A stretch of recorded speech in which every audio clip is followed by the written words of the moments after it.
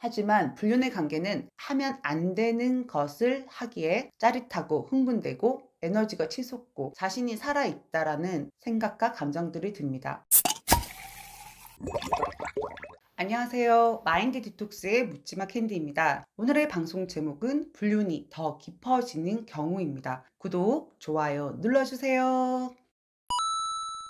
결혼을 한다는 것은 다른 이성과의 만남이나 성적인 관계를 전부 단절하고 현재 배우자와만 그러한 관계를 유지하겠다는 계약 행위로 보셔야 합니다. 그런데 불륜을 했다면 그런 결혼의 서약을 깨뜨리는 것이 되는 것입니다. 유책 배우자의 불륜 행위는 피해 배우자에게 나를 속이고 나만의 것이라고 생각했던 대상을 뺏기는 상실감을 느끼게 합니다. 나를 기만했고 나보다 상간녀에게 정성을 더 들인 것에 대한 분노와 상처, 그리고 자존감에 치명적인 상처를 입게 만듭니다. 즉, 불륜은 시작도 하지 말아야 하는 것이고, 시작을 했다고 하더라도 상대 배우자가 그 사실을 알게 되었다면 멈춰야 하는 것입니다. 그런데 현실에서는 생각보다 질기고 깊은 불륜들이 많습니다. 어떤 경우에 불륜이 더 깊어지는 걸까요? 아무리 소송을 하고 갖은 방법으로 떼어 놓으려고 해도 끝나지 않는 이유는 뭘까요? 오늘은 불륜이 더 깊어지는 경우에 대해서 알아보도록 하겠습니다. 첫 번째,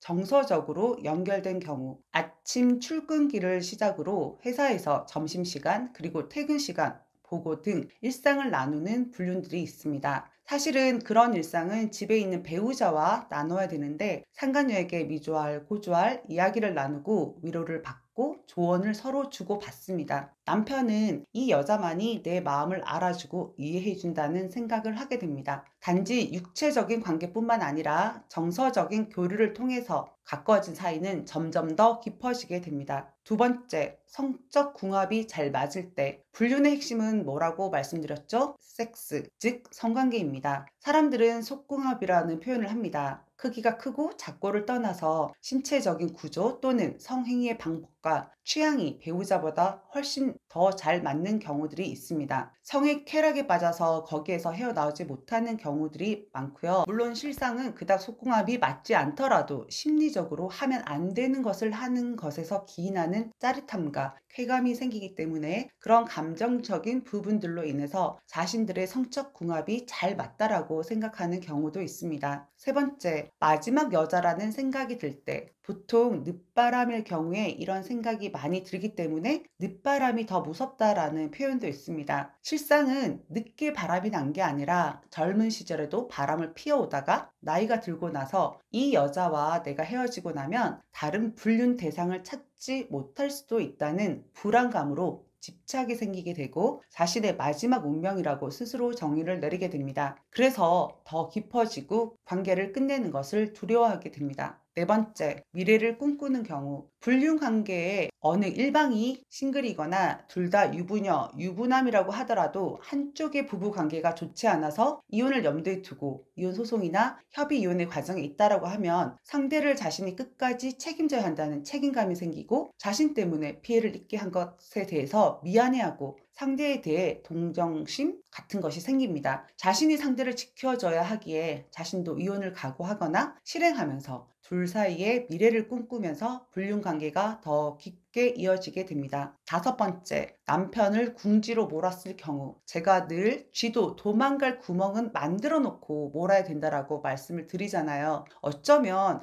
회복을 할 수 있었던 남편이었을 수도 있는데 아내가 남편의 외도를 양가 집안에도 다 알리고 친구나 지인들에게도 알려나갔을 경우 일부 반성하는 배우자는 그럼에도 불구하고 관계를 끝내고 가정으로 돌아오지만 이판사판 이렇게 되었으니 불륜을 계속 이어나가야겠다라는 생각을 하는 경우가 생깁니다. 여섯 번째, 계속해서 분노 표출을 하는 경우. 일명 전문용어로 드잡이라고 하죠. 상담을 요청하는 아내분들 중 많은 분들이 하면 안 된다는 걸 머리로는 다 아는데 분노가 솟구치면 자제가 되지 않는다고 말씀을 하십니다. 저는 그래도 남편이 집을 안 나가고 가정을 지키려는 태도를 취하면 외도에 대해서는 일절 언급하지 말고 상간녀에 대해서도 언급하지 말라고 말씀을 드리는데요. 사실 말이 쉽지 정말로 어려운 일이라는 거 저도 정말 잘 알고 있습니다. 하지만 드잡이도 어느 정도여야지 선을 넘어가거나 기간이 길어지면 아내에게 평생 이런 취급을 당하면서 살아갈 자신이 없어지고, 아무리 외도 가해자라고 하더라도 수치심이 생기고 아내에게 원망이 생기게 됩니다. 여기서 이렇게 당하느니 차라리 상간녀에게 가는 게 더 낫다라는 생각이 들면 관계를 끝냈다가도 다시 만나기도 하고, 처음부터 관계를 끝내지 않았지만 돌아온 척 했던 남편들도 다 때려치우고 상간녀와 더 깊어질 수도 있습니다. 7번째, 별거와 가출.